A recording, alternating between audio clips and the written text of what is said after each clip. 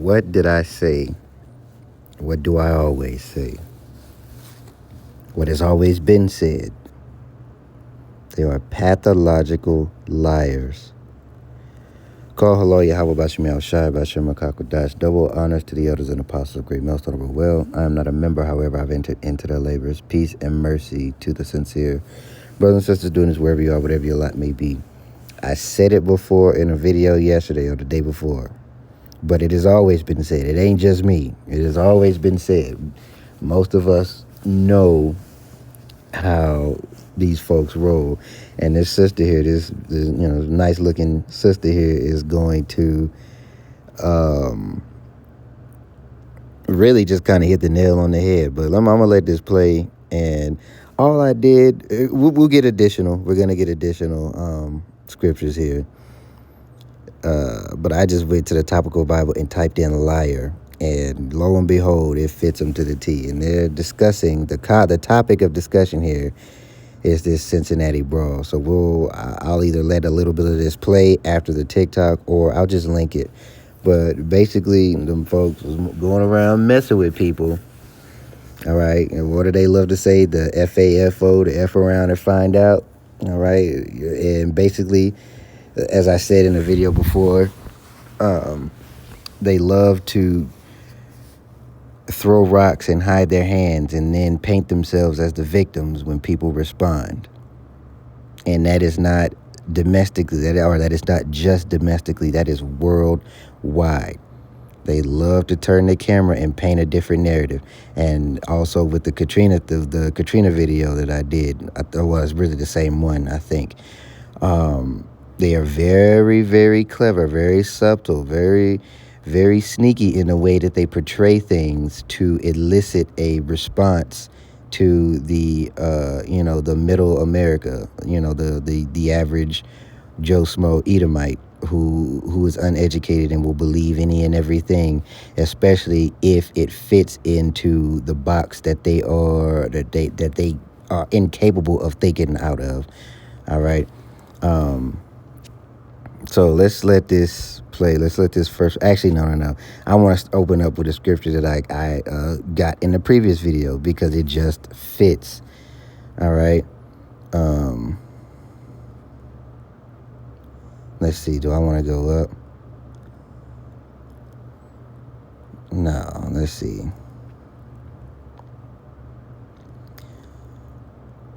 You know, we can do 12. This is in the NLT. Proverbs 6 and 12.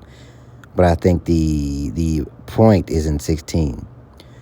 What are worthless and wicked people like? They are constant liars, signaling their deceit with a wink of the eye, a nudge of the foot, or a wiggle of the finger. Their perverted hearts plot evil, and they constantly stir up trouble. But they will be destroyed suddenly, broken in an instant beyond all hope of healing. All right, doesn't that fit with the Zondervan's Bible Dictionary, where it talks about the only nation that will not receive mercy? There are 6 things the Lord hates, or Yahweh hates. No, 7 things he detests. All right, number of completion, 7. Complete wickedness, haughty eyes, a lying tongue, hands that kill the innocent. You can just look at even recent history. I mean, within the last 60 years, you don't even got to go that far back. A heart that plots evil, feet that race to do wrong. All right, all the different operations, all the different coups, all the different stealing of lands, all the different, goodness gracious, the laundry list. You could do videos for days. All right, how they restructure things, how a failed attempt to overthrow is now a noble effort, right? If you let them tell it. A false witness who pours out lies, a person who sows discord in a family. All right, so here we open with that. Let's front load real quick, and then let's get it. before we step up, I'm curious. Why are we not making noise? I get it. We're not like those ghetto people who have to be loud and obnoxious and, put on a big fucking theatrical scene. I get that. But maybe we should. Oh, now the false sense of superiority. They're on a moral high ground. Victim villain, and that is what Elder Malcolm, I think he coined that term actually. The victim villains, and they can be identified by this sentiment, by this very spirit here, because all the tribes throughout the world, right? Whether it's Amalek or Teman or right here in Babylon the Great, whichever, whatever. Victim villain. Maybe we should make some noise. Maybe you should leave people alone. Because obviously, nothing is changing. It's only getting worse, as you can tell by the couple in Cincinnati. I'll tell you what, when I go to the party, I'm definitely bringing my own stuff. And I guarantee you, it's going to be louder than the rest. Why are white people pretending like they don't start drama? Why are white people pretending like they're not the ones going around assaulting people? Why are white people pretending like they're not the ones that won't leave other people alone? Why are white people pretending like they're just magically being attacked for no reason at all? And this is globally. This is not, cannot stress this enough. This is not just here in Babylon the Great. This is global. This level of cognitive dissonance is scary. But they have to have that because it's the only way that they can survive. They have to believe. They have to believe in their delusional minds that, I don't know. that they aren't who they actually are. While literally being exactly who we know that they are. They have to. It's the only way that they could survive. I'm convinced they're delusional. I'm convinced that a lot of them are probably on that stuff. And she's talking about she's going to bring her stuff with her. Ma'am, you think you're the only one that's carrying something? Right. You think they stopped making them when they made yours? Anyway, I know it's Proverbs 26.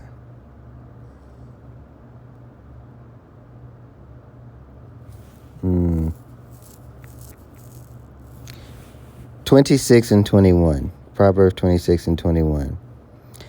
As coals are to burning coals and wood to fire, so is a contentious man to kindle strife. The words of a talebearer are as wounds, and they go down into the innermost parts of the belly. Burning lips and a wicked heart are like a potsherd covered with silver dross. He that hateth dissemble with his lips, and with his camera, and with his pen, right? And layeth up deceit within him. When he speaketh fair, believe him not, right? Hey, Ecclesiastes 12 and 10, you never trust thine enemy. When he speaketh fair, believe him not, for there are 7, and there goes that 7 abominations, a complete number of abominations, 7 abominations in his heart, whose hatred is covered by deceit. His wickedness shall be showed before the whole congregation. And in this instance, the world stage. The wickedness is being displayed on a world stage. Why? Because the Lord said that he has made Eve bare. He has uncovered his secret parts. So those tricks that, those things, those little tricks he has in his hat that he's used over and over and over that used to work, no longer work. Even the way that they commandeer word, they even gentrify speech. I always give the example of being what woke used to being conscious. Woke used to being you were on a certain vibration that you understood who you were, where you were, all right, behind enemy lines, and that you needed to move accordingly. Now, by the arm of the white liberal, who is just a tool in this thing, a controlled opposition, they have attached woke to all manner of wickedness and debauchery and disgusting, vile behavior, okay? The ubiquita L, all that, and the T's.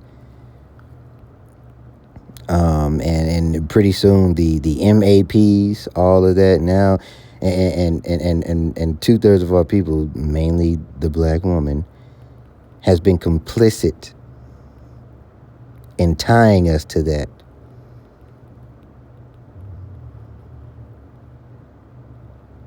And now the word woke is just is another dog whistle. Very slick, very subtle. More than any beast of the field, some would say. Let's finish this out at the bottom, at the last 27 and 28 here. Who diggeth the pit shall fall therein, and he that rolleth the stone, it will return upon him. And does that not happen? You can, if you have studied any amount of history, okay, even up until recent times, everything that these devils do, every net, every snare that they laid, I call it the Haman effect. Everything that they try to do, it always backfires on them in a spectacular way. A lying tongue hateth those that are afflicted by it. And you mad because you lied on me. And a flattering mouth worketh ruin. You think you're the only one with some stuff? If you all just leave black people alone, there would be no issues. There would be no issues. There's not countless attacks of, or instances when you guys are just getting attacked by black people for no reason. Why are you all lying? Y'all are scary. This is exactly what's been happening throughout history. Y'all are just liars, pathological liars, delusional. This is insane. It's given psychosis at this point. Like the Montgomery Brawl, white people started that. What happened in Cincinnati? White people started that. No one is just randomly coming up to white people and bothering y'all. We don't care about what y'all got going on. Leave people alone. Enough is enough. We need to start fighting back. Bitch, y'all want to be black people so bad. You're using black people talking points because y'all have been harassing and assaulting us for centuries. Y'all just can't help. Y'all cannot take the fact that we are hitting your ass back. We cussing you back out. You cannot just get away with assaulting black people anymore, and you all are malfunctioning. That's what's happening because we are. I really don't think that they were ever able to. I mean, prior to the whole civil rights snare. But there are many instances where our ancestors, our forefathers fought. This repost right here, it says Stono's Revenge. Stono, I believe North Carolina, was a rebellion. And our ancestors, our forefathers organized and marched and demanded respect. And what was the reaction? How dare you, nigga? Demand respect, demand to be treated with basic human decency. That is an affront. That is a personal attack on my whiteness. So-called whiteness. So if you don't know, look into the Stono's Rebellion. There's another thing you should look into as well. Not just going out attacking y'all. Stop lying. And like I said, we're going to make 100 videos until they get it, because we cannot allow them to try to flip the narrative. They've been doing this for centuries. They've been doing it on paper. They've been doing it in the curriculum at school. They've been doing it in the news. They've been doing it in the media. And we've just been allowing it because now we have platforms. We have to continuously speak out against this. Black people, if you are watching this video, if you got this far, make videos talking about whenever they do something, blast it, because they're trying to flip the narrative. We cannot allow them to paint us out to be them. You're not me and I'm not you. I'm not about to let you destiny swap with me like this. We not allowing it. Spread love is the Brooklyn way.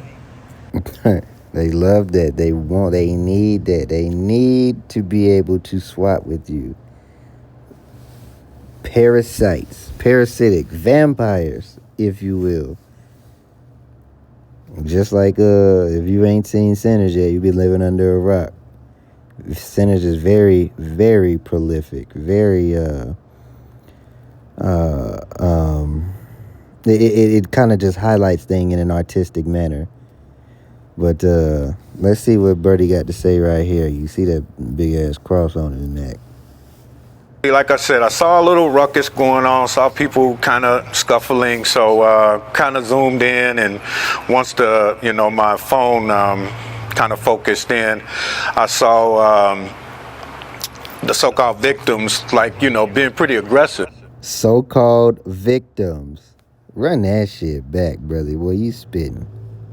With the quotation, air quotes, and everything. Once my phone kind of focused in, I saw the so-called victims, being pretty aggressive, towards the group of people that were already standing out there. And, it was a situation where it looked like, a lot of people, contrary to what people think, but there was a lot of people that were trying to break the fight up. I think a lot of people feel like everyone was just egging it on, and that's not the case. There was a lot of people, trying to stop it. And, like I said, the people that are being called the victims seem to be pretty aggressive, in this. And that's what I saw. Halfway through the video, you'll probably see where I got out because I noticed someone was on the ground. So I got out and kind of went back in the thick of the fight. And, there was a guy laying on the ground. I was a little concerned about him, but then he got up and, started, there again. Once he got up, people were kind of backing off of him, but he was kind of still going at people, and, using racial slurs. Yeah, we know. We know. So, it was just an unfortunate situation. I know it wasn't anything had to do with the Jazz Festival. That's what a lot of people are concerned with. We don't want that to shine a bad light on a very good weekend. It was one of the best weekends ever. But I did see other fights going on. It was just one of those deals where you got people out drinking, and I'm pretty sure drinking had a lot to do with that fight. But it's very unfortunate for the young lady. I pray for her and her family. She was just trying to help out. So definitely in any way, I don't want to, there was nothing good about that. The fight happening at all was nothing good about it. But, I do know that it wasn't all, the people that are being arrested that I feel like were, at fault. After seeing other videos, I'm seeing where the guy smacked the guy. I saw earlier where that guy was breaking up. He was trying to defuse the fight. And then there was something that happened with his vehicle that I think kind of sparked them. But, initially there was nobody really going at him from what I could see until after the smack. And after the smack, then all hell broke loose. So you can go find, I'm not going to play it. You can go find the quote unquote brawl on your own and go look at it. But again, a very consistent theme is going on here with the victim villain mentality. Like I said, I looked up a cover. I just went into the openbible.info, right? Topical Bible. But I wanted to lead with my two scriptures that I had off the top of my head, and I needed those. I needed it like water, but I had to get them. So most of these are, oh yeah, there it is right there in the ESV. So we'll read a couple of these, and then that'll be the video, man. And this is Proverbs 19:9 in the ESV. A false witness will not go unpunished, and he who breathes out lies will perish. Right, and that goes for 2/3 of our people, but mainly the wicked, the liar, the one who is called, according to the book of Malachi, the border of wickedness, right? Because he has that complete number of abominations. 7, that is him. To a T. John 8, actually, yeah, John 8 and 44, where he's talking to the Yahweh Shai is talking to our Savior, is talking to his kinsmen, like the Pharisees by blood, okay, but it fits because he is talking about the father, their father, the devil, all right, because they acting like damn Edomites. Right, John 8 and 44 here. You are of your father the devil, and your will is to do your father's desires. He was a murderer from the beginning, Cain, and does not stand in the truth, because there is no truth in him. When he lies, he speaks out of his own character, for he is a liar and the father of lies. Let's see. Proverbs 14 and 5. Yep, false witness breathes out lies. We read Proverbs 26. All right, and this is who stands on the right side. All right, Proverbs 13 and 5. The righteous hates falsehoods, but the wicked bring shame and disgrace. All right, that's really more so about our people there.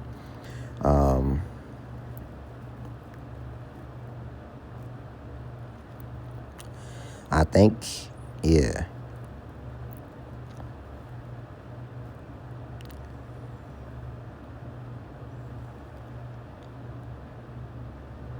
Yeah, I think that we've got it. Yeah, we've covered. We've made the point here pretty clear, and so have they with their actions throughout history. It's very easy to link these things and connect the dots.